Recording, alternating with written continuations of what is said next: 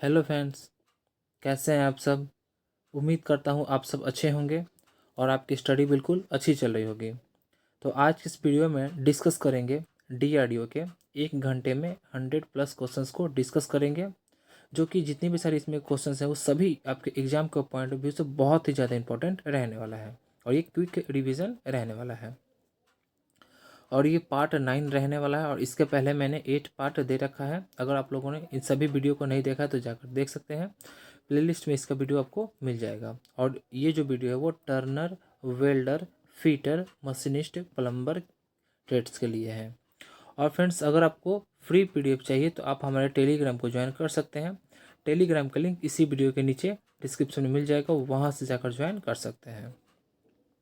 और अभी तक आप लोगों ने खजाने वाले वीडियो को नहीं देखा है तो जाकर देख सकते हैं। इससे 5 से 6 नंबर इस वीडियो से आपको पक्के आने ही वाले हैं, इसलिए इस वाले वीडियो को बिल्कुल भी मिस ना करें। ये सभी ट्रेडों के लिए है और इसमें ऐसे ऐसे टॉपिक्स को लिया गया जहाँ से क्वेश्चंस डायरेक्टली पूछा ही जाता है, इसीलिए एग्जाम से पहले इस वाले वीडियो को देख कर ही जाएं। ओके फ्रेंड्स, तो आइए फ्रेंड्स अब स्टार्ट करते हैं।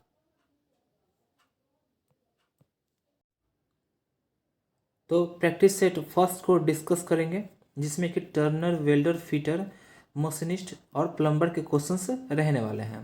और फ्रेंड्स, अगर आपको फ्री पीडीएफ चाहिए तो आप हमारे टेलीग्राम को ज्वाइन कर सकते हैं। टेलीग्राम का लिंक इसी वीडियो के नीचे डिस्क्रिप्शन में मिल जाएगा, वहाँ से जाकर ज्वाइन कर सकते हैं। तो आइए अब स्टार्ट करते हैं। तो क्वेश्चन नंबर फर्स्ट है, उच्च कार्बन युक्त स्टील में कार्बन होता है। तो इसका राइट आंसर हो जाएगा ऑप्शन बी, यानी कि 0.6% से 1.5% तक होता है। और ये जो प्रश्न है 2017 में पूछा गया हुआ प्रश्न है। अब जो इम्पोर्टेंट पॉइंट है उन सभी को डिस्कस कर लेते हैं। यहाँ से बहुत सारे प्रश्न आपके एग्जाम में बनते हैं। जैसे प्लेन स्टील मुख्यतः निम्न प्रकार का होता है। कौन कौन सा होता है? तो एक होता है निम्न कार्बन इस्पात होता है, एक होता है मध्यम कार्बन इस्पात होता है और एक होता है उच्च कार्बन इस्पात होता है। सभी में कार्बन की मात्रा देख लेते हैं। तो जो निम्न कार्बन इस्पात जो होता है उसमें कार्बन की मात्रा 0.15 से 0.30% तक होता है।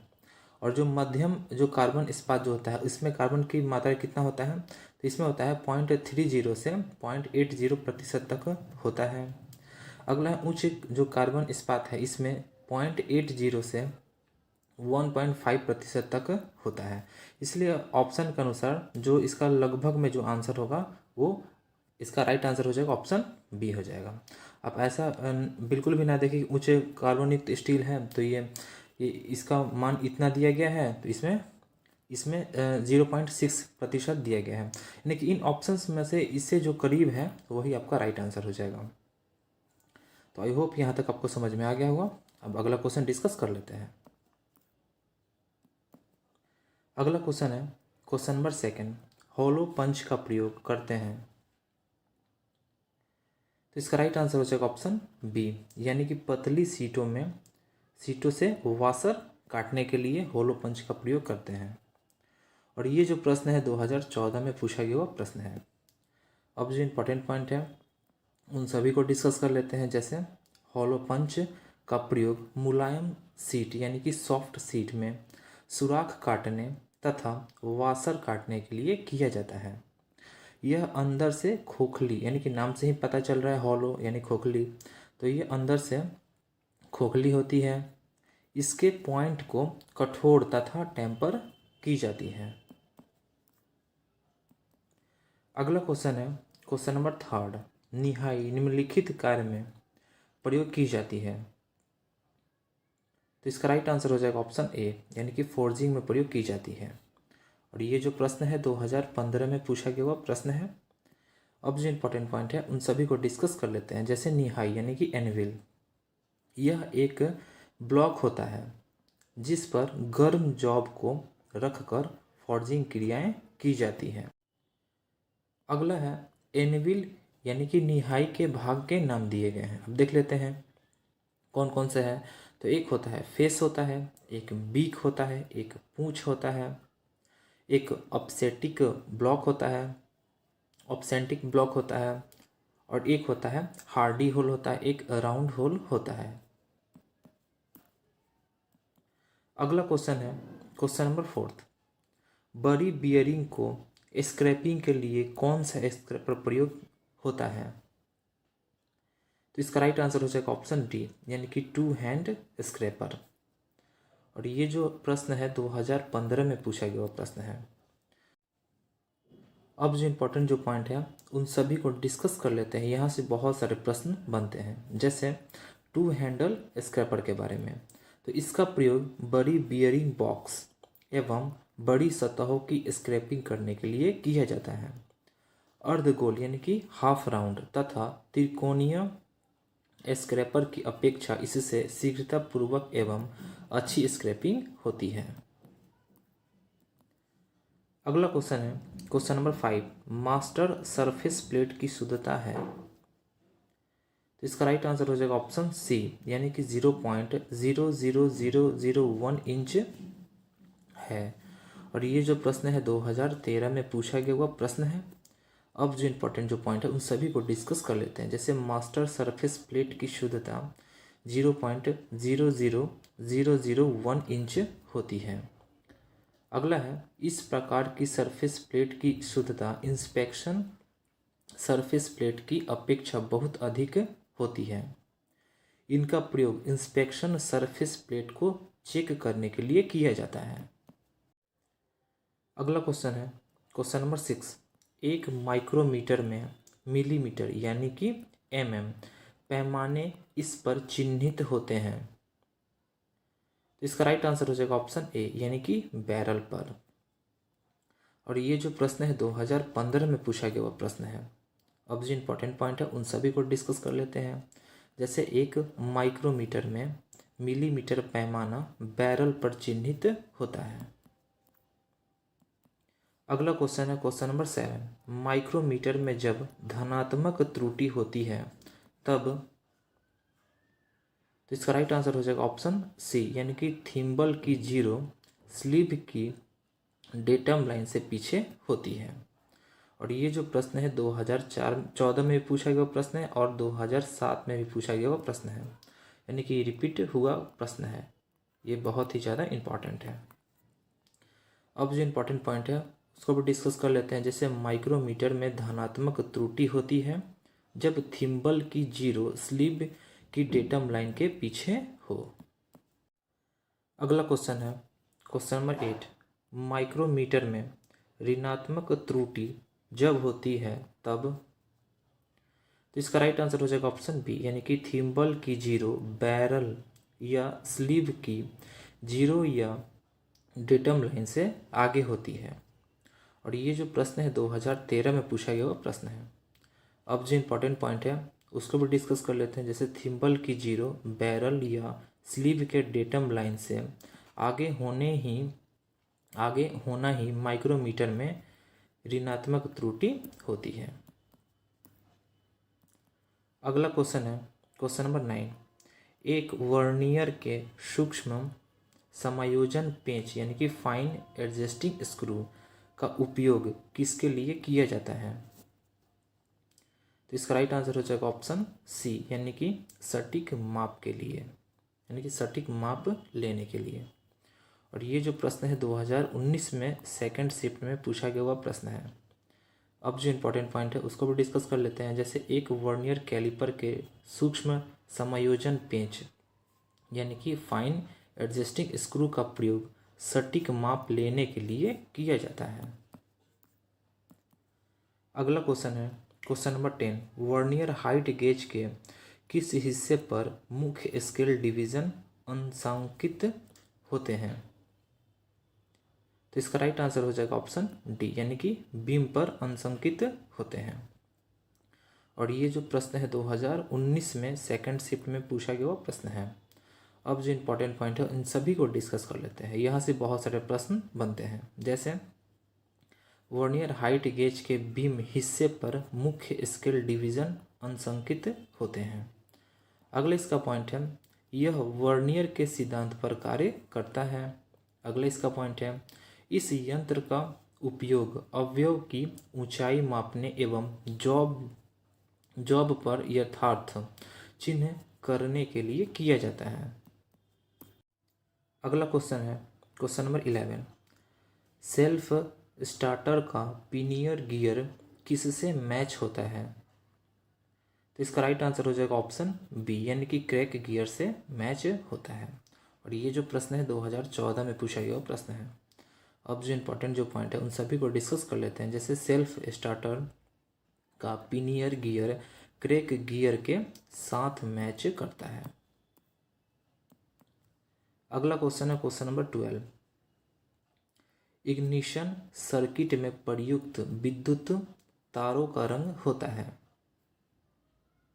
तो इसका राइट आंसर हो जाएगा ऑप्शन सी, यानी कि सफ़ेद। और ये जो प्रश्न है 2012 में पूछा गया हुआ प्रश्न है। अब जो इम्पोर्टेंट पॉइंट है उसको भी डिस्कस कर लेते हैं। जैसे इग्निशन सर्किट में प्रयुक्त विद्युत तारों का जो रंग है वो सफ़ेद होता है। अगला क्वेश्चन है क्वेश्चन नंबर 13। निम्नलिखित में से कौन सा पॉजिटिव ड्राइव है? तो इसका राइट आंसर हो जाएगा ऑप्शन डी, यानी कि गियर ड्राइव। और ये जो प्रश्न है 2010 में पूछा गया हुआ प्रश्न है। अब जो इम्पोर्टेंट पॉइंट है उन सभी को डिस्कस कर लेते हैं। जैसे गियर ड्राइव को पॉजिटिव ड्राइव कहते हैं। इसमें फिसलन नहीं होता है, इसलिए इसे पॉजिटिव ड्राइव कहते हैं। अगला क्वेश्चन है क्वेश्चन नंबर 14। मीट्रिक प्रणाली में डायल टेस्ट इंडिकेटर की शुद्धता होती है। तो इसका राइट आंसर हो जाएगा ऑप्शन बी, यानी कि 0.01 mm होती है। और ये जो प्रश्न है 2013 में पूछा गया वो प्रश्न है। अब जो इम्पोर्टेंट पॉइंट है उन सभी को डिस्कस कर लेते हैं। जैसे मीट्रिक प्रणाली में डायल टेस्ट इंडिकेटर की शुद्धता 0.01 mm होती है। अगला है डायल के 100 निशान बराबर कितना mm होता है? तो 1 mm के बराबर होता है। और डायल का एक जो निशान होता है वो 1/100 यानी कि 0.01 mm के बराबर होता है। अगला क्वेश्चन है क्वेश्चन नंबर 15। ब्रिटिश प्रणाली में डायल टेस्ट इंडिकेटर की शुद्धता होती है। तो इसका राइट आंसर हो जाएगा ऑप्शन ए, यानी कि 0.001 इंच होती है। और ये जो प्रश्न है 2009 में पूछा गया वो प्रश्न है। अब जो इम्पोर्टेंट पॉइंट है उन सभी को डिस्कस कर लेते हैं। जैसे ब्रिटिश प्रणाली में डायल टेस्ट इंडिकेटर की शुद्धता 0.001 इंच होती है। इसकी कार्य प्रणाली भी मीट्रिक इंडिकेटर की तरह ही है। इसके डायल पर 0 से 100 चिन्ह बराबर दूरी पर अंकित होते हैं। अगला क्वेश्चन है क्वेश्चन नंबर 16। थ्रेड के स्वरूप की जांच किसका प्रयोग करके की जाती है? तो इसका राइट आंसर हो जाएगा ऑप्शन ए, यानी कि ऑप्टिकल प्रोफाइल प्रोटेक्टर का प्रयोग करके की जाती है। और ये जो प्रश्न है 2018 में पूछा गया हुआ प्रश्न है। अब जो इम्पोर्टेंट पॉइंट है उसको भी डिस्कस कर लेते हैं। जैसे थ्रेड के स्वरूप की जांच ऑप्टिकल प्रोफाइल प्रोजेक्टर का प्रयोग करके की जाती है। अगला क्वेश्चन है क्वेश्चन नंबर 17। खोखले पैंदे पर या चैनल वाली सतह की सोल्डरिंग के लिए कौन से सोल्डरिंग आयरन प्रयोग किया जाता है? तो इसका राइट आंसर हो जाएगा ऑप्शन डी, यानी कि पॉइंटेड का। और ये जो प्रश्न है 2012 में पूछा गया वो प्रश्न है।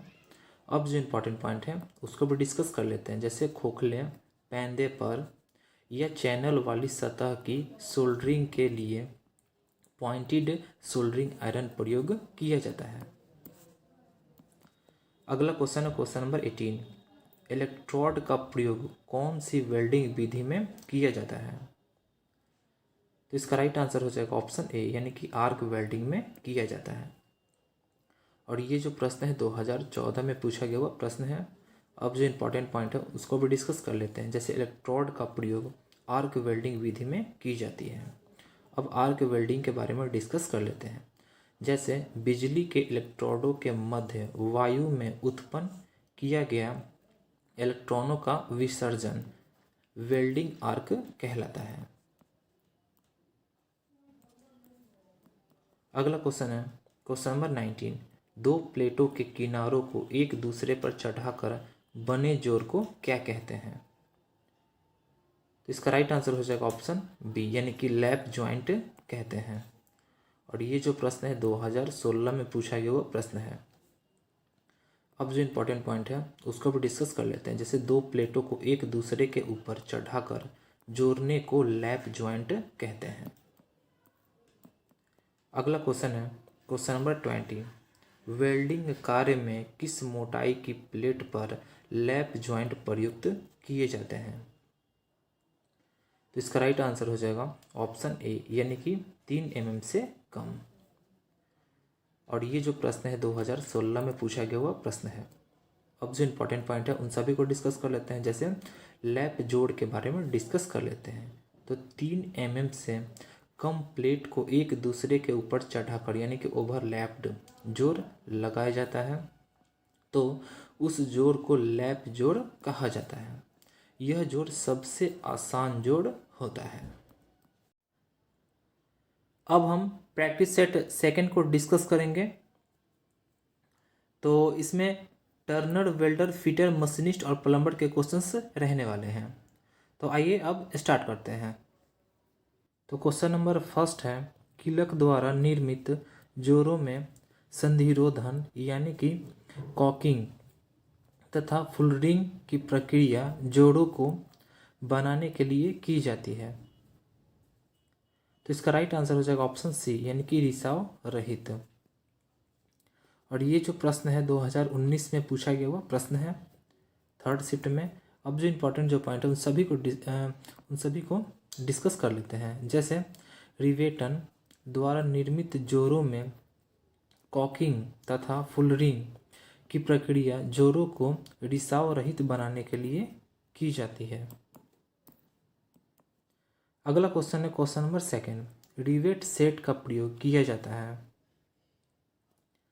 तो इसका राइट आंसर हो जाएगा ऑप्शन बी, यानी कि होल में से रिवेट को बाहर निकालने के लिए किया जाता है। और ये जो प्रश्न है 2012 में पूछा गया हुआ प्रश्न है। अब जो इम्पोर्टेंट जो पॉइंट है उन सभी को डिस्कस कर लेते हैं। यहाँ से बहुत सारे प्रश्न आपके एग्जाम में बनते हैं। जैसे रिवेट सेट के बारे में डिस्कस कर लेते हैं। तो रिवेट सेट का प्रयोग प्लेट से रिवेट को ठीक से बैठाने के लिए, रिवेट को छेद से ऊपर खींचने के लिए और रिवेट डालने या पंचिंग के कारण छेद के किनारे चादरों का जो मेटल उठ जाता है उसे रिवेट के चारों तरफ बैठाने के लिए किया जाता है। अगला क्वेश्चन है question number third, taper shank drill machine पर किसके द्वारा लगाई जाती है? तो इसका राइट आंसर हो जाएगा ऑप्शन बी, यानी कि स्लीप पर, यानी कि स्लीप के द्वारा लगाई जाती है। और ये जो प्रश्न है 2016 में पूछा गया वो प्रश्न है। अब जो इम्पोर्टेंट जो पॉइंट है उन सभी को डिस्कस कर लेते हैं। जैसे टेपर सैंक ड्रिल मशीन पर स्लीप द्वारा लगाई जाती है।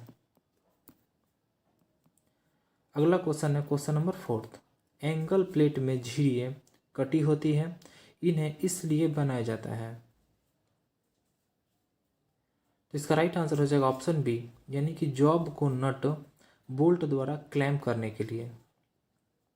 और ये जो प्रश्न है 2014 में पूछा गया हुआ प्रश्न है। अब जो इम्पोर्टेंट जो पॉइंट है उन सभी को डिस्कस कर लेते हैं। जैसे जॉब को किसी विशेष एंगल पर सहारा देने के लिए बनाई गई कास्ट आयरन अथवा कास्ट स्टील की 90 डिग्री के कोण पर बनी एंगल प्लेट कहलाती है। इन प्लेटों में झिरियाँ कटी होती है जिसे जॉब को नट बोल्टों द्वारा क्लैम्प करने के लिए बनाया जाता है।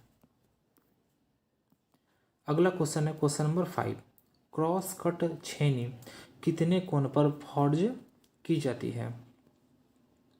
तो इसका राइट आंसर हो जाएगा ऑप्शन ए, यानी कि 30 डिग्री पर फॉर्ज की जाती है। और ये जो प्रश्न है 2014 में पूछा गया हुआ प्रश्न है। अब जो इम्पोर्टेंट जो पॉइंट है वो उन सभी को डिस्कस कर लेते हैं। यहाँ से बहुत सारे प्रश्न आपके एग्जाम में बनते हैं। जैसे अनुप्रस्थ काट छेनी यानी कि क्रॉस कट चीजल के बारे में। तो क्रॉस कट चीजल की कटिंग एज की चौड़ाई उसकी मोटाई से कम होती है। इसका प्रयोग किसी कारखंड में खांचे यानी ग्रुप्स काटने के लिए किया जाता है। इसके द्वारा शाफ्ट या हब में कीवे काटे जाते हैं। इसको 30 डिग्री के कोण पर फॉर्ज किया जाता है। अगला क्वेश्चन है क्वेश्चन नंबर 6। एक छिद्र बताने के लिए ड्रिलिंग समय यानी कि मिनट में टी बराबर छिद्र की गहराई प्लस एच बटे फीड इंटू आरपीएम यानी कि राउंड पर मिनट से दिया जाता है, जहां एच निम्नलिखित में से क्या है। तो इसका राइट आंसर हो जाएगा ऑप्शन बी यानी कि ड्रिल की कोण ऊंचाई। और ये जो प्रश्न है 2016 में पूछा गया वो प्रश्न है। अब जो इम्पोर्टेंट जो पॉइंट है उन सभी को डिस्कस कर लेते हैं।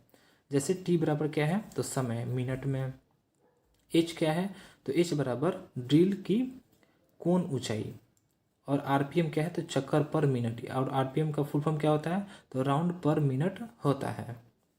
तो यहाँ तक समझ में आ गया होगा। अब अगला क्वेश्चन डिस्कस कर लेते हैं। अगला क्वेश्चन है क्वेश्चन नंबर 7। मुद्रा टंकन की सबसे अच्छी ज्ञात प्रक्रिया क्या है। तो इसका राइट आंसर हो जाएगा ऑप्शन ए यानी कि हार्ड करेंसी यानी कि दुर्लभ मुद्रा। और ये जो प्रश्न है 2015 में पूछा गया वो प्रश्न है।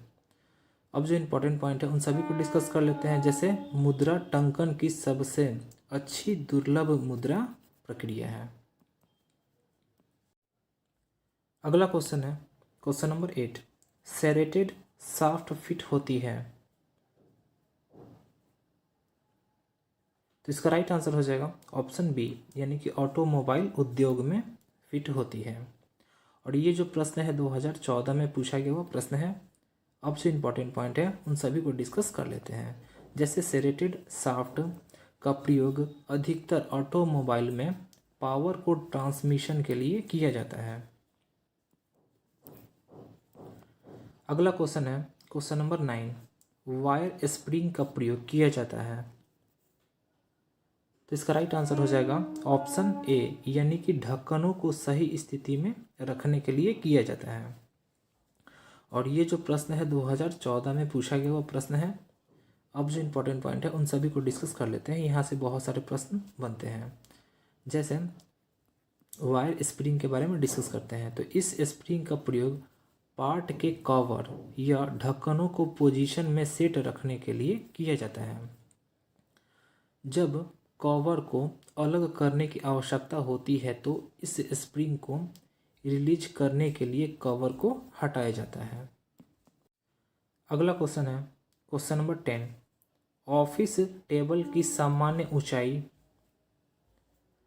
तो इसका राइट आंसर हो जाएगा ऑप्शन सी यानी कि 750 mm यानी कि 750 mm होती है। और ये जो प्रश्न है 2016 में पूछा गया हुआ प्रश्न है। अब जो इम्पोर्टेंट पॉइंट है उन सभी को डिस्कस कर लेते हैं। जैसे ऑफिस टेबल की सामान्य ऊंचाई 750 mm होती है। अगला क्वेश्चन है क्वेश्चन नंबर 11। इनमें से किस टूल में कार्बाइड या सिरेमिक बीट को पकड़ा जाता है। तो इसका राइट आंसर हो जाएगा ऑप्शन ए यानी कि inserted bit tool. Inserted bit tool हो जाएगा इसका राइट आंसर। और ये जो प्रश्न है 2017 में पूछा गया वो प्रश्न है। अब जो इम्पोर्टेंट पॉइंट है उन सभी को डिस्कस कर लेते हैं। जैसे इंसर्टेड बीट टूल में कार्बाइड सिरेमिक बीट को पकड़ा जाता है। अगला क्वेश्चन है क्वेश्चन नंबर 12। टेपर की मोटाई में टेपर होती है, इसका अनुपात होता है। तो इसका राइट आंसर हो जाएगा ऑप्शन ए यानी कि 1:100 होता है। और ये जो प्रश्न है 2014 में पूछा गया प्रश्न है। अब जो इम्पोर्टेंट पॉइंट है उन सभी को डिस्कस कर लेते हैं। जैसे टेपर की यह चाबी आयताकार होता है और यह चाबी चौड़ाई में समानांतर और मोटाई में टेपर होता है। इस टेपर की पर टेपर 1:100 का अनुपात होता है। अगला क्वेश्चन है क्वेश्चन नंबर 13। स्कल कैप्स को किसकी सुरक्षा करने के लिए डिज़ाइन किया जाता है। तो इसका राइट आंसर हो जाएगा ऑप्शन डी यानी कि सिर की सुरक्षा के लिए। और ये जो प्रश्न है 2017 में पूछा गया वो प्रश्न है।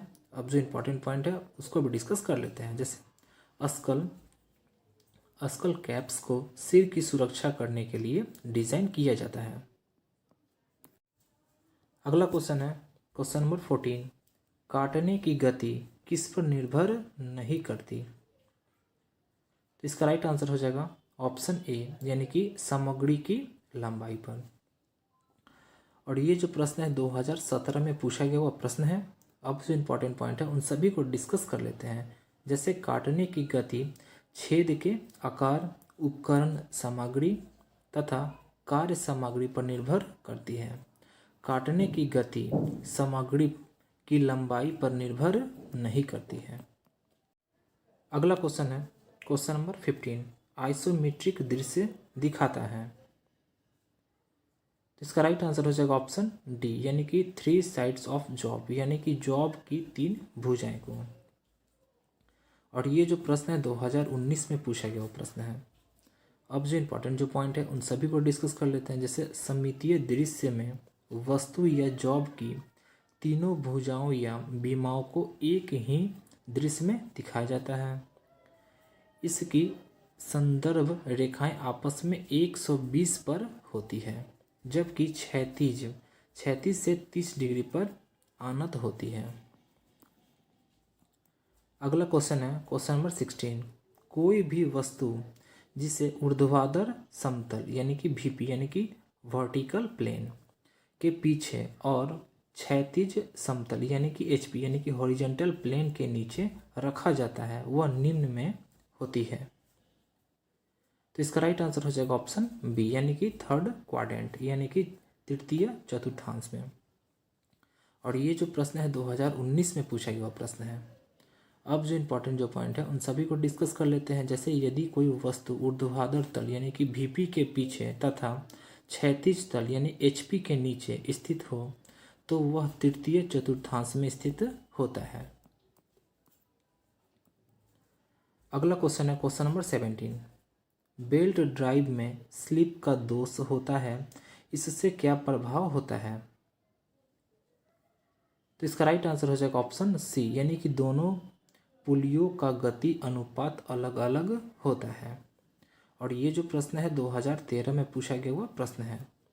अब जो इम्पोर्टेंट जो पॉइंट है उन सभी को डिस्कस कर लेते हैं। जैसे बेल्ट ड्राइव में स्लिप का दोष होता है, इससे प्रभाव यह पड़ता है कि दोनों पुलियों की गति अनुपात अलग अलग हो जाती है, या एक पुल्ली अधिक स्पीड से तथा दूसरी पुल्ली जो है वो कम गति से घूमेगी। अगला क्वेश्चन है क्वेश्चन नंबर 18, मल्टीपल भी बेल्ट का प्रयोग करते हैं। तो इसका राइट आंसर हो जाएगा ऑप्शन बी, यानी कि एक गति के लिए। और ये जो प्रश्न है 2015 में पूछा गया वो प्रश्न है। अब जो इम्पोर्टेंट पॉइंट है उन सभी को डिस्कस कर लेते हैं। जैसे कार्य व गति के अनुसार मल्टीपल भी बेल्ट का प्रयोग एक गति के लिए किया जाता है। अगला क्वेश्चन है क्वेश्चन नंबर 19, जीव क्रेन का उपयोग किया जाता है। तो इसका राइट आंसर हो जाएगा ऑप्शन सी, यानी कि उपरोक्त दोनों। कौन कौन सा ये भी देख लेते हैं। जैसे लोड को ऊर्ध्वाधर उठाने में, लोड को क्षैतिज ले जाने में किया जाता है, यानी कि इन दोनों में। और ये जो प्रश्न है 2016 में पूछा गया वो प्रश्न है। अब जो इम्पोर्टेंट पॉइंट है उन सभी को डिस्कस कर लेते हैं। जैसे जीव क्रेन का प्रयोग लोड को क्षैतिज तथा ऊर्ध्वाधर गति के लिए करते हैं। यह अधिकतर बिजली द्वारा चलाई जाती है। अगला क्वेश्चन है क्वेश्चन नंबर 20, चेन होस्ट का उपयोग किया जाता है। तो इसका राइट आंसर हो जाएगा ऑप्शन ए, यानी कि वर्कशॉप में मशीनों को एक स्थान से दूसरे स्थान तक ले जाने के लिए। और ये जो प्रश्न है 2015 में पूछा गया हुआ प्रश्न है। अब जो इम्पोर्टेंट पॉइंट है उन सभी को डिस्कस कर लेते हैं। यहाँ से बहुत सारे प्रश्न आपके एग्जाम में बनते हैं। जैसे चेन होस्ट भार को लिफ्ट करने का एक प्रमुख साधन है। यह एक भरोसेमंद साधन है जिसके द्वारा वर्कशॉप में भारी मशीन पार्टों या मशीन को एक जगह से दूसरी जगह पहुंचाया जाता है। अब हम प्रैक्टिस सेट थर्ड को डिस्कस करेंगे। और फ्रेंड्स, अगर आप लोगों ने वीडियो को लाइक नहीं किया है तो वीडियो को लाइक कर दें और चैनल को सब्सक्राइब जरूर करें और बेल आइकन को दबा दें, क्योंकि आप अगर कोई भी अपडेट अगर मिलता है तो आपको सबसे पहले नोटिफिकेशन आपको मिल जाए। तो आइए फ्रेंड्स, अब स्टार्ट करते हैं। तो क्वेश्चन नंबर फर्स्ट है, माइक्रोमीटर कैलिपरों डायल संकेतकों की शुद्धता की जांच निम्न द्वारा की जाती है या की जा सकती है। तो इसका राइट आंसर हो जाएगा ऑप्शन बी, यानी कि स्लिप गेज से की जाती है। और ये जो प्रश्न है 2014 में पूछा गया हुआ प्रश्न है। अब जो इम्पोर्टेंट पॉइंट है उन सभी को डिस्कस कर लेते हैं। जैसे माइक्रोमीटरों कैलिपरों डायल संकेतकों की शुद्धता की जांच स्लिप गेज से की जाती है। स्लिप गेज का निर्माण जॉनसन ने किया था। इस गेज का प्रयोग हम कई स्थानों पर आवश्यकता अनुसार करते हैं। अगला क्वेश्चन है क्वेश्चन नंबर सेकंड, हाइड्रोलिक एवं न्यूमेटिक परिपथ में प्रतीक कैपिटल जी का प्रयोग होता है। तो इसका राइट आंसर हो जाएगा ऑप्शन डी, यानी कि दाब मापक गेज के लिए होता है। और ये जो प्रश्न है 2015 में पूछा गया हुआ प्रश्न है। अब जो इम्पोर्टेंट पॉइंट है उन सभी को डिस्कस कर लेते हैं। जैसे द्रव्य तथा वायवीय परिपथ में प्रतीक कैपिटल जी का प्रयोग दाब मापक गेज के लिए किया जाता है। अगला क्वेश्चन है question number third, telescope gauge check करती है। तो इसका राइट आंसर हो जाएगा ऑप्शन सी, यानी कि अंदरूनी साइज को चेक करती है। और ये जो प्रश्न है 2016 में पूछा गया हुआ प्रश्न है। अब जो इम्पोर्टेंट पॉइंट है उन सभी को डिस्कस कर लेते हैं। जैसे टेलीस्कोप गेज के बारे में, तो एक प्रकार यानी कि टेलीस्कोप गेज एक प्रकार की अप्रत्यक्ष मापी गेज है जिसका प्रयोग भीतरी साइजों को मापने व चेक करने के लिए किया जाता है। छेद, स्लॉट, बोर आदि की रीडिंग लेने के लिए इसकी माप को आउटसाइड माइक्रोमीटर पर ट्रांसफर करना पड़ता है। अगला क्वेश्चन है question number fourth, vernier bevel protractor किस सिद्धांत पर कार्य करता है। तो इसका राइट आंसर हो जाएगा ऑप्शन सी, यानी कि दो स्केलों के अंतर पर कार्य करता है। और ये जो प्रश्न है 2013 में पूछा गया हुआ प्रश्न है। अब जो इम्पोर्टेंट पॉइंट है उसको भी डिस्कस कर लेते हैं। जैसे वर्नियर वेवल प्रोटेक्टर दो अनुरूप स्केलों के अंतर के आधार पर कार्य करता है। इसका अल्पतमांक 5 मिनट या 1/12 डिग्री होता है। अगला क्वेश्चन है क्वेश्चन नंबर 5, फ्लक्स किस अवस्था में प्रयोग नहीं किया जाता है। तो इसका राइट आंसर हो जाएगा ऑप्शन सी, यानी कि गैस में। और ये जो प्रश्न है 2002 में पूछा गया वो प्रश्न है। अब जो इम्पोर्टेंट पॉइंट है उन सभी को डिस्कस कर लेते हैं। यहाँ से बहुत सारे प्रश्न बनते हैं। जैसे फ्लक्स गैस अवस्था में प्रयोग नहीं किया जाता है। फ्लक्स एक द्रव या पाउडर के रूप में मिलता है। इसका प्रयोग जोड़ी जाने वाली सतह को ऑक्सीडेशन से बचाने तथा सिलेंडर को पिघलाने के लिए किया जाता है। अगला क्वेश्चन है क्वेश्चन नंबर 6, निम्न में से कौन सी विधि सोल्डरिंग की नहीं है। तो इसका राइट आंसर हो जाएगा ऑप्शन बी, यानी कि वेल्ड सोल्डरिंग। और ये जो प्रश्न है 2016 में और 2016 में, यानी कि अलग अलग एग्जाम्स में पूछा गया प्रश्न है। अब जो इम्पोर्टेंट पॉइंट है उसको भी डिस्कस कर लेते हैं। जैसे वेल्ड सोल्डरिंग की विधि नहीं होती है। सोल्डरिंग जोड़ 450 डिग्री सेंटीग्रेड से कम तापमान पर बनाए जाते हैं। अगला क्वेश्चन है क्वेश्चन नंबर 7, सोल्डरिंग बीट के लिए उत्तम पदार्थ है। तो इसका राइट आंसर हो जाएगा ऑप्शन सी, यानी कि कॉपर जो है वो उत्तम पदार्थ है। और ये जो प्रश्न है 2003 में पूछा गया वो प्रश्न है। अब जो इम्पोर्टेंट पॉइंट है उसको भी डिस्कस कर लेते हैं। जैसे सोल्डरिंग बीट के लिए तांबा यानी कि कॉपर सबसे उत्तम पदार्थ है। यह विद्युत का अच्छा सुचालक होता है। इसके द्वारा अनेक विद्युत उपकरण बनाए जाते हैं। अगला क्वेश्चन है क्वेश्चन नंबर 8। ब्रेजिंग एक फास्टनर है। तो इसका राइट आंसर हो जाएगा ऑप्शन ए यानी कि स्थायी फास्टनर है। और ये जो प्रश्न है 2012 में पूछा गया हुआ प्रश्न है। अब जो इम्पोर्टेंट पॉइंट है उन सभी को डिस्कस कर लेते हैं। यहाँ से बहुत सारे प्रश्न बनते हैं। जैसे ब्रेजिंग एक स्थायी फास्टनर है।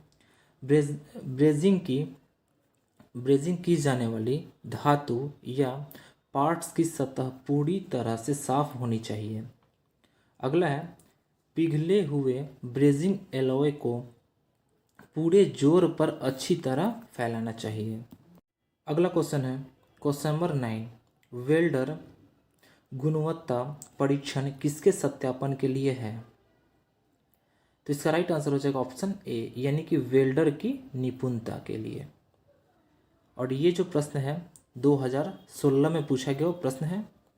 और अब जो इम्पोर्टेंट जो पॉइंट है उसको भी डिस्कस कर लेते हैं। जैसे वेल्डर गुणवत्ता परीक्षण वेल्डर निपुणता यानी कि स्किल ऑफ द वेल्डर के सत्यापन के लिए है। अगला क्वेश्चन है क्वेश्चन नंबर 10। कौन सा धारा अधसतह दरार का पता लगाने में सहायक है। तो इसका राइट आंसर हो जाएगा ऑप्शन सी यानी कि पूर्ण तरंग डीसी यानी कि फुल वेव डीसी। और ये जो प्रश्न है 2018 में पूछा गया प्रश्न है। अब जो इम्पोर्टेंट पॉइंट है उसको भी डिस्कस कर लेते हैं। जैसे पूर्ण तरंग डीसी धारा अधसतह दरार का पता लगाने में सहायक है। अगला क्वेश्चन है क्वेश्चन नंबर 11।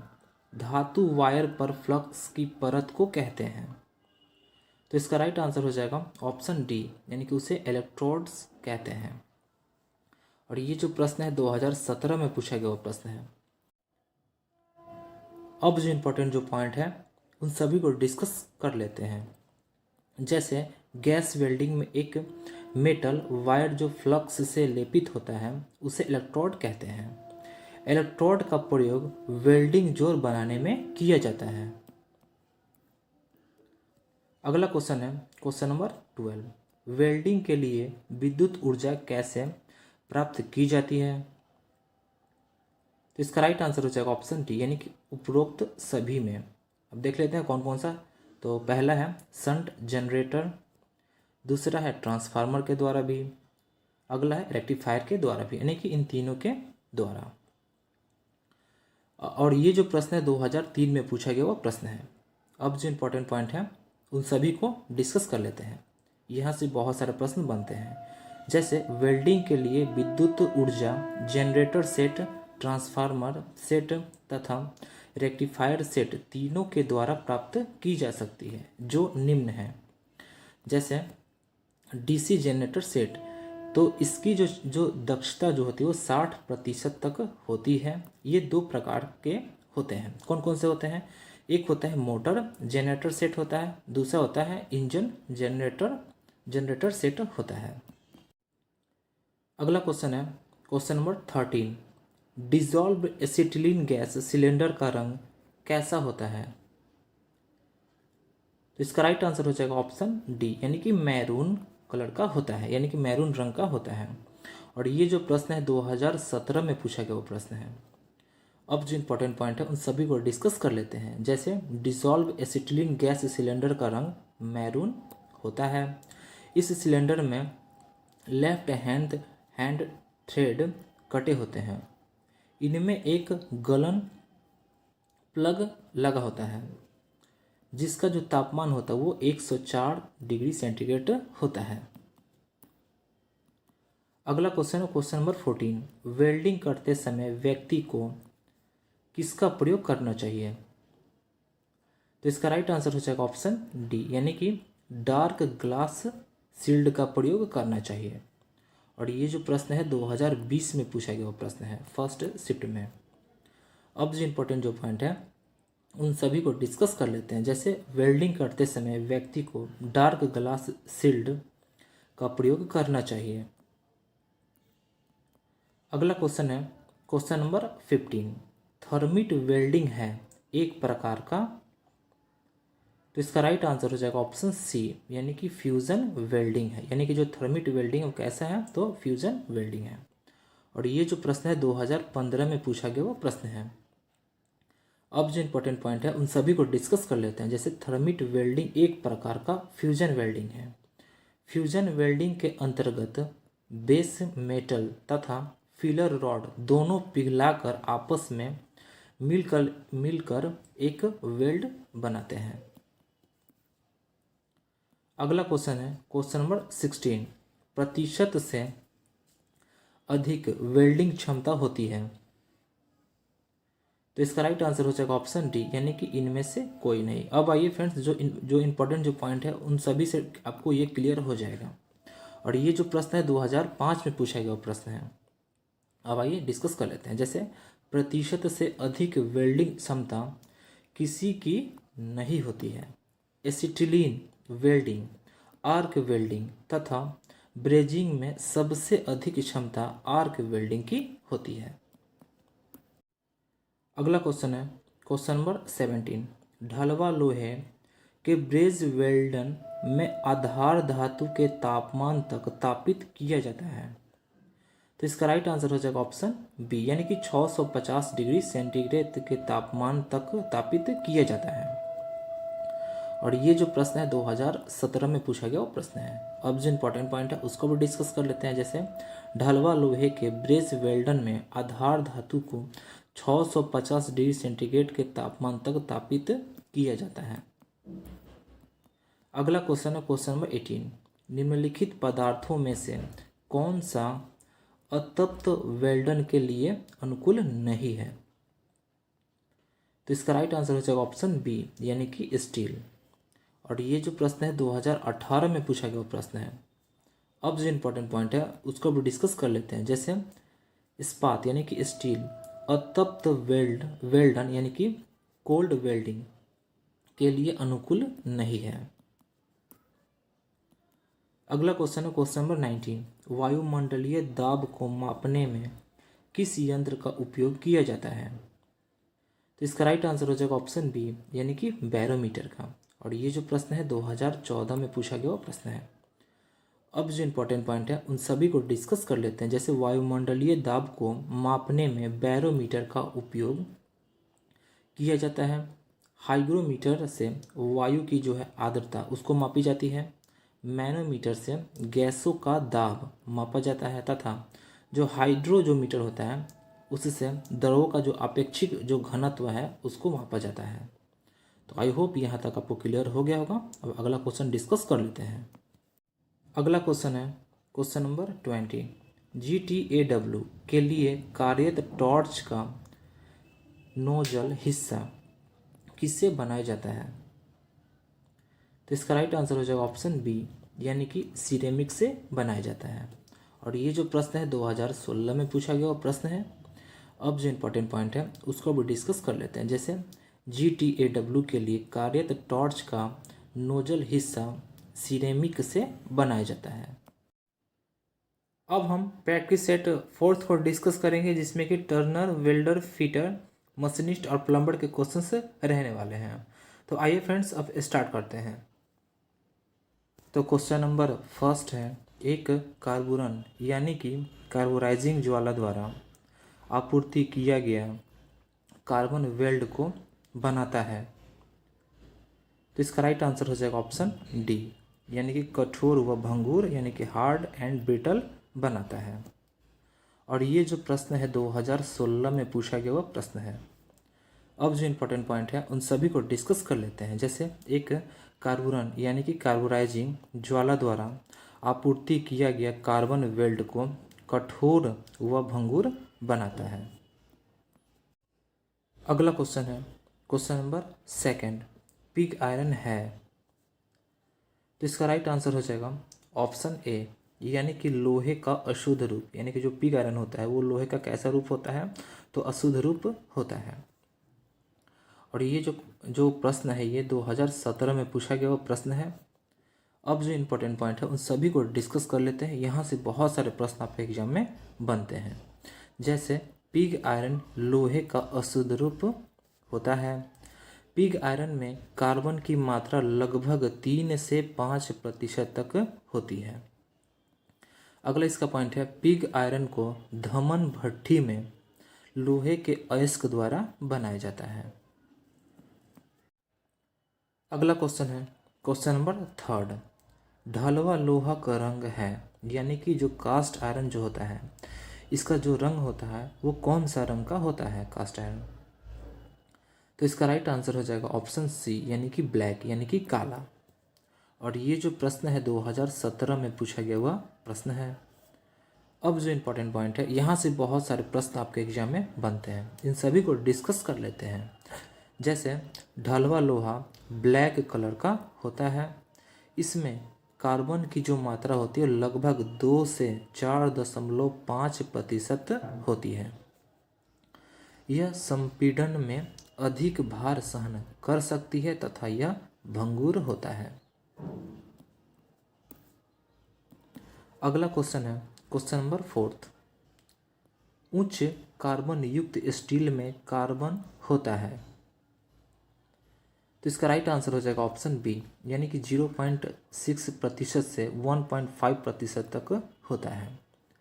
और ये जो प्रश्न है 2017 में पूछा गया वो प्रश्न है। अब जो इम्पोर्टेंट पॉइंट है उन सभी को डिस्कस कर लेते हैं, यहाँ से बहुत सारे प्रश्न बनते हैं, तो आइए डिस्कस कर लेते हैं। तो प्लेन स्टील मुख्यतः निम्न प्रकार का होता है। कौन कौन सा होता है? तो एक होता है निम्न कार्बन इस्पात होता है, एक होता है मध्यम कार्बन इस्पात होता है, एक होता है उच्च कार्बन इस्पात होता है। अब सभी में देख लेते हैं कार्बन की मात्रा कितना कितना होता है। तो जो निम्न कार्बन जो इस्पात होता है उसमें 0.15 से 0.30% तक होता है कार्बन का मात्रा। जो मध्यम कार्बन इस्पात होता है इसमें 0.30 से 0.80% तक होता है। और जो उच्च जो कार्बन इस्पात होता है इसमें 0.80 से 1.5% तक होता है। तो ऑप्शन के अनुसार, यानी कि इस 4 नंबर वाले जो प्रश्न है इसमें ऑप्शन के अनुसार लगभग किसके पास का आंसर मतलब है ये उच्च कार्बन इस्पात, तो ये है ऑप्शन बी के पास, इसलिए इसका राइट आंसर ऑप्शन बी हो जाएगा। आई होप यहाँ तक आपको क्लियर हो गया होगा। अगला क्वेश्चन डिस्कस कर लेते हैं। अगला क्वेश्चन नंबर 5। ऊष्मा और विद्युत का बेहतरीन चालक कौन सा है? तो इसका राइट आंसर हो जाएगा ऑप्शन डी, यानी कि सिल्वर, यानी कि चांदी। और ये जो प्रश्न है एक तो 2020 में पूछा गया प्रश्न है और एक 2021 में पूछा गया प्रश्न है, यानी कि ये बिल्कुल लेटेस्ट प्रश्न है। ऐसा भी हो सकता है कि आपके एग्जाम में भी ये क्वेश्चन रिपीट हो जाए, क्योंकि ये 2 एग्जाम्स में पूछा गया प्रश्न है। अब आइए जो इम्पोर्टेंट जो पॉइंट है उसको भी डिस्कस कर लेते हैं। जैसे चांदी ऊष्मा तथा विद्युत दोनों का सबसे अच्छा चालक है। अगला है हीरे की ऊष्मा चालकता सबसे ज़्यादा होती है, इसके बाद चांदी की, यानी कि पहले तो हीरे का होता है उसके बाद चांदी का होता है। अगला क्वेश्चन है क्वेश्चन नंबर 6। निम्नलिखित धातुओं में से कौन स्वतंत्र अवस्था में पाई जाती है? तो इसका राइट आंसर हो जाएगा ऑप्शन बी, यानी कि सोना, यानी कि जो सोना जो होता है वो स्वतंत्र अवस्था में पाया जाता है। और ये जो प्रश्न है 2013 में पूछा गया हुआ प्रश्न है। अब जो इम्पोर्टेंट पॉइंट है उन सभी को डिस्कस कर लेते हैं। जैसे सोना धातु ही स्वतंत्र अवस्था में पाई जाती है, जबकि अन्य धातुएं संबंधित अयस्क से प्राप्त की जाती है। अगला क्वेश्चन है क्वेश्चन नंबर 7। इनमें से किस धातु से पतले तार नहीं खींचे जा सकते हैं? तो इसका राइट आंसर हो जाएगा ऑप्शन सी, यानी कि कास्ट आयरन से जो पतला तार होता है वो नहीं खींचा जा सकता है। और ये जो प्रश्न है 2015 में पूछा गया प्रश्न है। अब जो इम्पोर्टेंट जो पॉइंट है उन सभी को डिस्कस कर लेते हैं। जैसे कास्ट आयरन से तार नहीं खींचे जा सकते हैं क्योंकि इनमें तन्यता जो होता है, जो तन्यता का जो गुण होता है वो नहीं होता है, यह एक भंगुर पदार्थ है। अगला क्वेश्चन है question number 8। Hyper eutectoid steel में पूर्ण एनीलिंग के लिए आवश्यक तापमान कितना होता है? तो इसका राइट आंसर हो जाएगा ऑप्शन बी, यानी कि निम्न क्रांतिक तापमान से 30 डिग्री सेंटीग्रेड से 50 डिग्री सेंटीग्रेड के ऊपर होता है। और ये जो प्रश्न है 2016 में पूछा गया प्रश्न है। अब जो इम्पोर्टेंट पॉइंट है उसको वो डिस्कस कर लेते हैं। जैसे हाइपर यूटेक्टोइड स्टील में पूर्ण एनीलिंग के लिए आवश्यक तापमान निम्न क्रांतिक तापमान से 30 डिग्री से 50 डिग्री सेंटीग्रेड के ऊपर होता है। अगला क्वेश्चन है question number 9। Rockwell hardness testing machine का इंडेक्टर जो है वो किस पदार्थ का बना होता है? तो इसका राइट आंसर हो जाएगा ऑप्शन बी, यानी कि डायमंड का बना हुआ होता है। और ये जो प्रश्न है 2014 में पूछा गया प्रश्न है। अब जो इम्पोर्टेंट पॉइंट है उन सभी को डिस्कस कर लेते हैं। जैसे रॉकवेल हार्डनेस टेस्टिंग मशीन का इंडेक्टर डायमंड पदार्थ का बना होता है। इनमें दो प्रकार के स्केल प्रयोग किए जाते हैं। कौन कौन से? तो एक है बी स्केल, इसे HRB कहते हैं। दूसरा है C स्केल, इसे HRC कहते हैं। अगला क्वेश्चन है क्वेश्चन नंबर 10। टेपर टर्निंग के समय टेल स्टॉक की अपसेटिंग की जाती है। तो इसका राइट आंसर हो जाएगा ऑप्शन बी, यानी कि टेल स्टॉक का स्पिंडल ऑफसेट करके। और ये जो प्रश्न है 2014 में पूछा गया वो प्रश्न है। अब जो इम्पोर्टेंट पॉइंट है उन सभी को डिस्कस कर लेते हैं। जैसे लेथ मशीन पर टेपर टर्निंग करते समय टेल स्टॉक के स्पिंडल पर ऑफसेटिंग करके टेपर टर्निंग करते हैं। अगला क्वेश्चन है question number 11। Tell stock offsetting की मात्रा ज्ञात की जाती है। तो इसका राइट आंसर हो जाएगा ऑप्शन ए, यानी कि dial indicator tool holder rule और डायल माइक्रोमीटर द्वारा। और ये जो प्रश्न है एक तो 2006 में पूछा गया प्रश्न है और 2004 में भी पूछा गया प्रश्न है, यानी कि ये रिपीट हुआ प्रश्न है। अब जो इम्पोर्टेंट पॉइंट है उन सभी को डिस्कस कर लेते हैं। जैसे टेल स्टॉक ऑफसेट को dial indicator tool holder rule और डायल माइक्रोमीटर द्वारा ज्ञात की जाती है।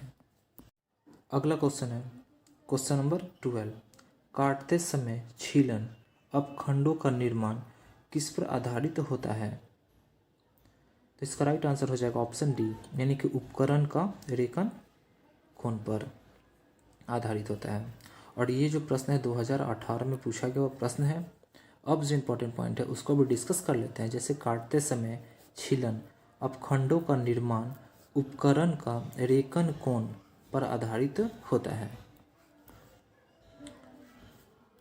अगला क्वेश्चन है क्वेश्चन नंबर 13।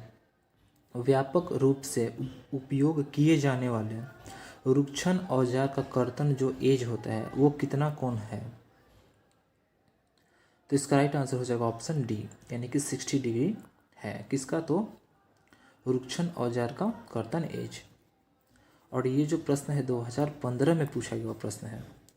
अब जो इम्पोर्टेंट पॉइंट है उसको भी डिस्कस कर लेते हैं। जैसे व्यापक रूप से उपयोग किए जाने वाले रुक्षण औजार का कर्तन एज जो कोण होता है वो 60 डिग्री होता है। अगला क्वेश्चन है क्वेश्चन नंबर 14। निम्नलिखित में से कौन सा मशीनी औजार का तत्व नहीं है? तो इसका राइट आंसर हो जाएगा ऑप्शन डी, यानी कि कटिंग टूल, यानी कि कर्तन औजार। और ये जो प्रश्न है 2015 में पूछा गया हुआ प्रश्न है। अब जो इम्पोर्टेंट पॉइंट है उसको भी डिस्कस कर लेते हैं। जैसे कर्तन औजार मशीनी औजार का तत्व नहीं है। अगला क्वेश्चन है क्वेश्चन नंबर 15। सिरेमिक्स के लेथ कटिंग टूल कितनी डिग्री सेंटीग्रेड तक सुरक्षित कार्य करते हैं? तो इसका राइट आंसर हो जाएगा ऑप्शन ए, यानी कि 1200 डिग्री सेंटीग्रेड। और ये जो प्रश्न है 2013 में पूछा गया हुआ प्रश्न है। अब जो इम्पोर्टेंट जो पॉइंट है उन सभी को डिस्कस कर लेते हैं। जैसे सिरेमिक्स के lathe cutting tool 1200 degree centigrade तक सुरक्षित कार्य करते हैं। अगला क्वेश्चन है क्वेश्चन नंबर 16। एक फेस प्लेट निम्नलिखित में से किसको पकड़ने के लिए प्रयोग की जाती है? तो इसका राइट आंसर हो जाएगा ऑप्शन सी, यानी कि अनियमित जॉब को।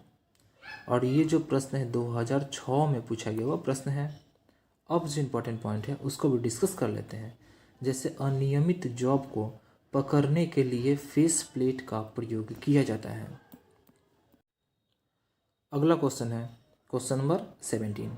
वर्तन के दौरान कनकेव फेस किसके कारण होता है? तो इसका राइट आंसर हो जाएगा ऑप्शन ए, यानी कि औजार का अनुचित क्लैंपन। और ये जो प्रश्न है 2016 में पूछा गया वो प्रश्न है। अब जो इम्पोर्टेंट जो पॉइंट है उसको भी डिस्कस कर लेते हैं। जैसे वर्तन के दौरान कनकेव फेस औजार का अनुचित क्लैंपन के कारण होता है। अगला क्वेश्चन है क्वेश्चन नंबर 18। लेथ में कार डालते वक्त केंद्र में एक पीप का रह जाना किसका कारण है?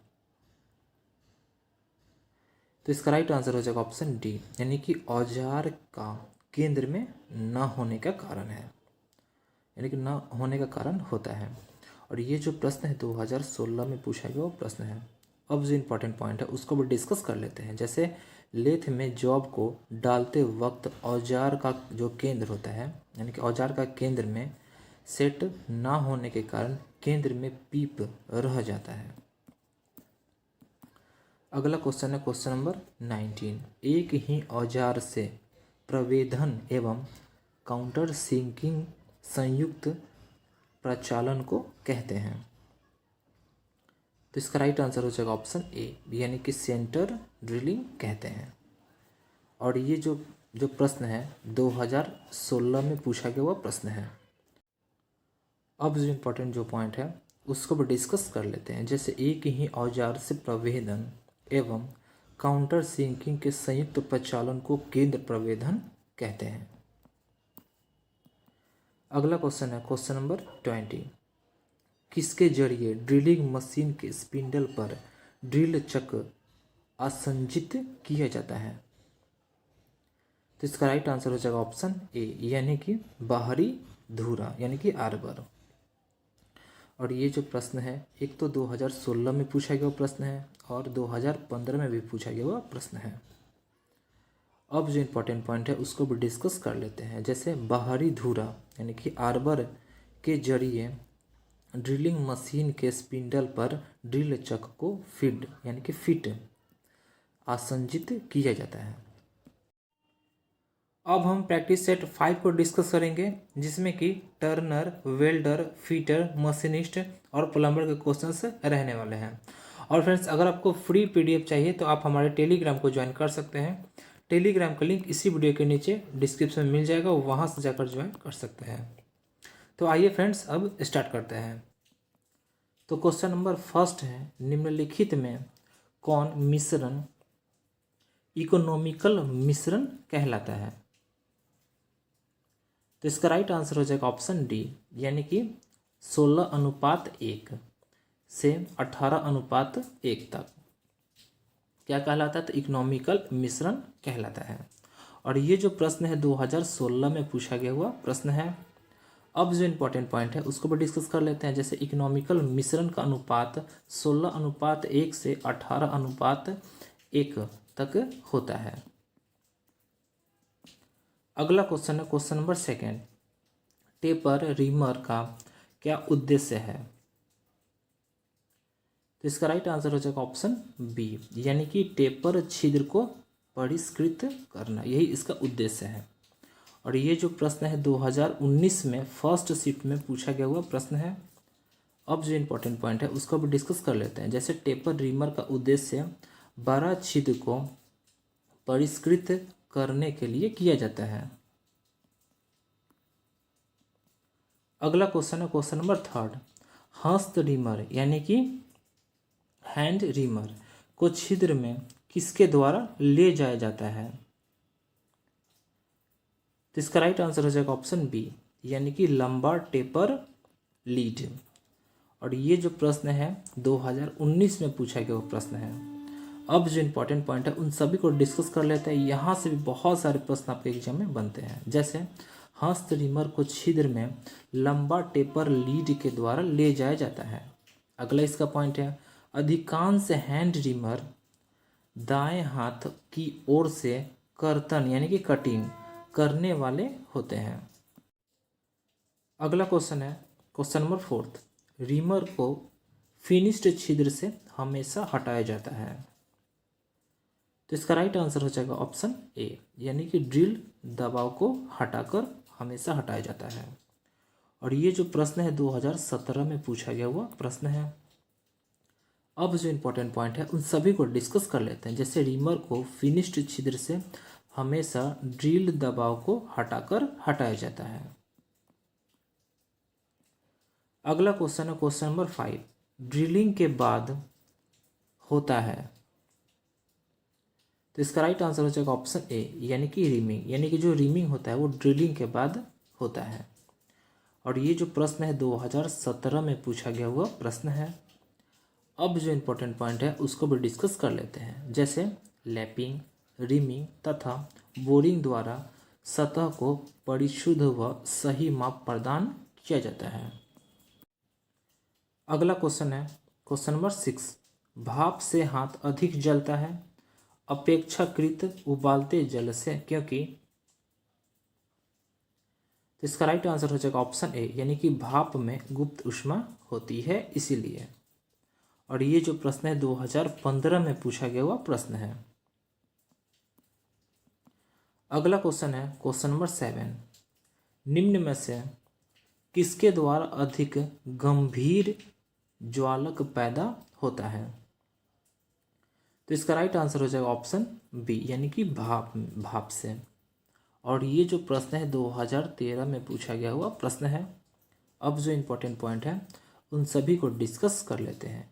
जैसे उबलते जल की अपेक्षा भाप अधिक गंभीर ज्वालक पैदा करता है, क्योंकि भाप की गुप्त ऊष्मा अधिक होती है। गुप्त ऊष्मा का एसआई मात्रक जूल पर केजी होता है या फिर जूल पर केजी है। अगला क्वेश्चन है क्वेश्चन नंबर 8, पानी से भरी डॉट लगी बोतल अपने पर टूट जाएगी, क्योंकि। तो इसका राइट आंसर हो जाएगा ऑप्शन सी, यानी कि जमने पर जल का आयतन बढ़ जाता है, इसीलिए पानी से भरी डॉट लगी बोतल जमने पर क्या हो जाती है, तो टूट जाती है। और ये जो प्रश्न है 2005 में पूछा गया हुआ प्रश्न है। अब अगला क्वेश्चन डिस्कस कर लेते हैं। अगला क्वेश्चन है क्वेश्चन नंबर 9, निम्नलिखित में से क्रैंक का कौन सा भाग क्रैंक पिन को क्रैंक शाफ्ट से जोड़ता है। तो इसका राइट आंसर हो जाएगा ऑप्शन बी, यानी कि क्रैंक वेब। और ये जो प्रश्न है 2009 में पूछा गया हुआ प्रश्न है। अब जो इम्पोर्टेंट जो पॉइंट है उन सभी को डिस्कस कर लेते हैं। जैसे क्रैंक शाफ्ट को कनेक्टिंग रॉड के बिग एंड से क्रैंक पिन के द्वारा क्रैंक शाफ्ट के क्रैंक वेब से जोड़ा जाता है। अगला क्वेश्चन है क्वेश्चन नंबर 10, सेल्फ स्टार्टर का पिनियन गियर किससे मेश होता है। तो इसका राइट आंसर हो जाएगा ऑप्शन बी, यानी कि क्रैंक गियर से मैश होता है। और ये जो प्रश्न है 2004 में पूछा गया हुआ प्रश्न है। अब जो इम्पोर्टेंट पॉइंट है उसको भी डिस्कस कर लेते हैं।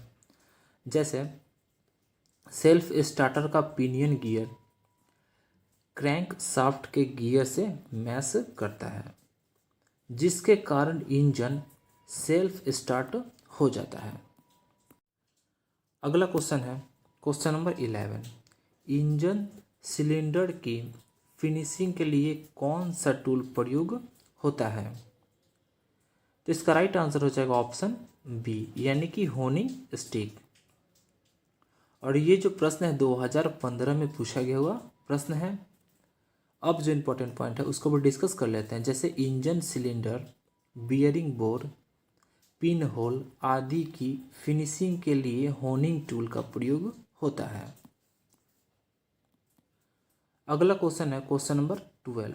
वायुमंडल में पेट्रोल वाष्प के पलायन से बचाने के लिए ईंधन प्रणाली में किसका उपलब्ध कराया जाता है, यानी क्या उपलब्ध कराया जाता है।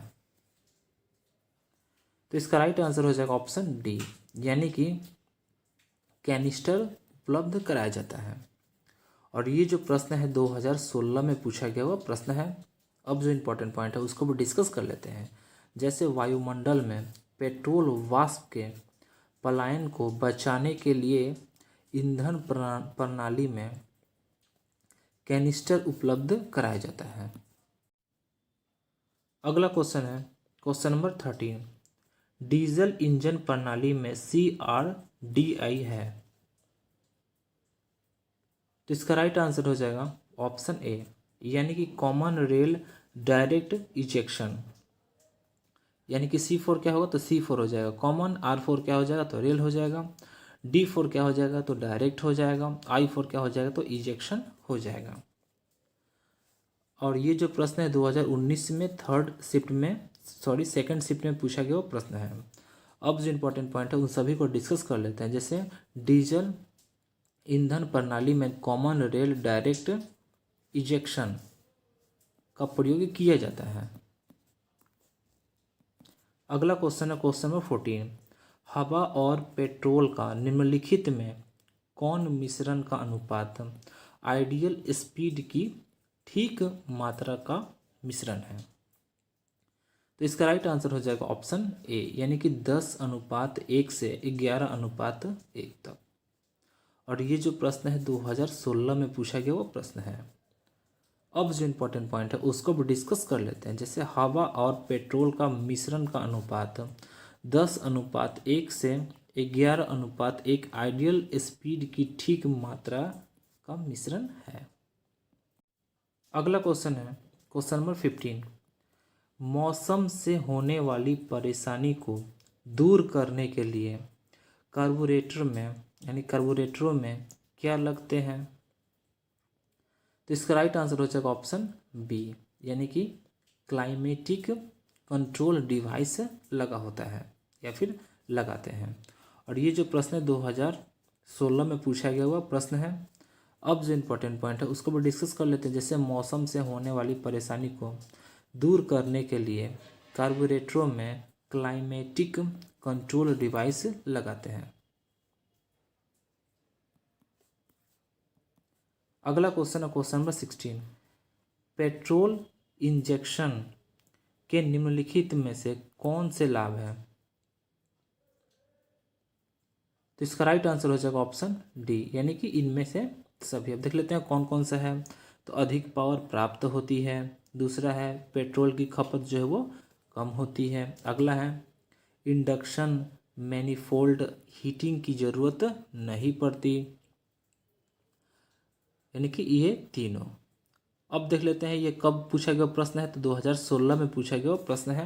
अब जो इम्पोर्टेंट पॉइंट है उसको भी डिस्कस कर लेते हैं। जैसे पेट्रोल इंजेक्शन सिस्टम में अधिक पावर प्राप्त होती है तथा पेट्रोल की खपत कम होती है और इंडक्शन मैनिफोल्ड हीटिंग की ज़रूरत नहीं पड़ती है। अगला क्वेश्चन है क्वेश्चन नंबर 17। यदि बोल्ट का आकार M16 है तो M का अर्थ है। तो इसका राइट आंसर हो जाएगा ऑप्शन डी, यानी कि मीट्रिक थ्रेड है इसका अर्थ, यानी कि किसका, तो M का अर्थ है। और ये जो प्रश्न है 2019 में फर्स्ट शिफ्ट में पूछा गया वो प्रश्न है। अब जो इम्पोर्टेंट पॉइंट है उसको भी डिस्कस कर लेते हैं। जैसे यदि बोल्ट का आकार M16 है तो M का अर्थ मीट्रिक थ्रेड है तथा बोल्ट के सैंक का व्यास 16 mm है। अगला क्वेश्चन है क्वेश्चन नंबर 18।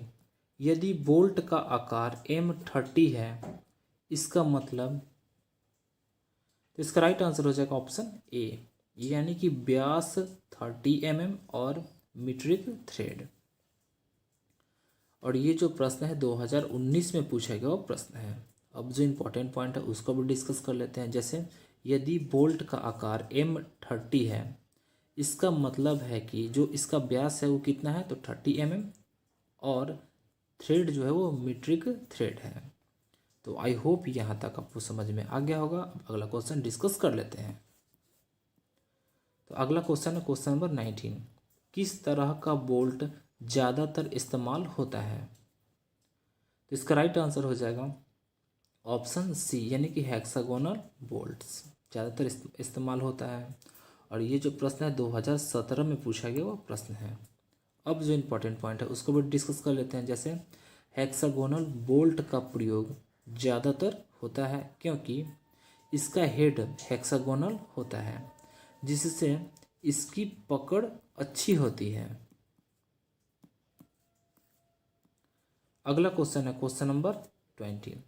चाबी खांचा काटने के लिए प्रयुक्त छेनी है। तो इसका राइट आंसर हो जाएगा ऑप्शन बी, यानी कि अनुप्रस्थ छेनी। और ये जो प्रश्न है 2014 में पूछा गया हुआ प्रश्न है। अब जो इम्पोर्टेंट पॉइंट है उन सभी को डिस्कस कर लेते हैं। जैसे चाबी खांचा काटने के लिए प्रयुक्त अनुप्रस्थ छेनी का प्रयोग की जाती है। छेनी उच्च कार्बन इस्पात। और ये जो वाला जो प्रश्न है, ये जो पॉइंट है, ये बहुत बार पूछा गया हुआ प्रश्न है कि छेनी जो होता है वो किस धातु का बना हुआ होता है। तो इसका राइट का आंसर क्या हो जाएगा? तो उच्च कार्बन इस्पात की बनी होती है। यह हार्डेड यानी कि कठरीकृत यानी कि हार्डेड व टेम्परित होता है। अगला है प्रहार करने के लिए ऊपरी भाग चपटा होता है, इसे शीर्ष यानी कि हेड कहते हैं। तो फ्रेंड्स आज के लिए इतना ही। वीडियो कैसा लगा? अगर आपको वीडियो अच्छा लगा हो तो वीडियो को लाइक करें, चैनल को सब्सक्राइब करें और बेल आइकन को दबाएं ताकि नोटिफिकेशन आपको टाइम से मिल सके और आप अपडेट रह सकें। और फ्रेंड्स अगर आपको फ्री पीडीएफ चाहिए तो आप हमारे टेलीग्राम को ज्वाइन कर सकते हैं। टेलीग्राम का लिंक इसी वीडियो के नीचे डिस्क्रिप्शन में मिल जाएगा, वहाँ से जाकर ज्वाइन कर सकते हैं। और अगर आप लोगों ने खजाने वाले वीडियो को नहीं देखा है तो जाकर देख सकते हैं। यहाँ से 5 से 6 नंबर तो पक्के आपके आएंगे ही आएंगे। इसलिए इस वाले वीडियो को बिल्कुल भी मिस ना करें। एग्ज़ाम से पहले इस वाले वीडियो को देखकर ही जाएं। Okay friends, thanks for watching.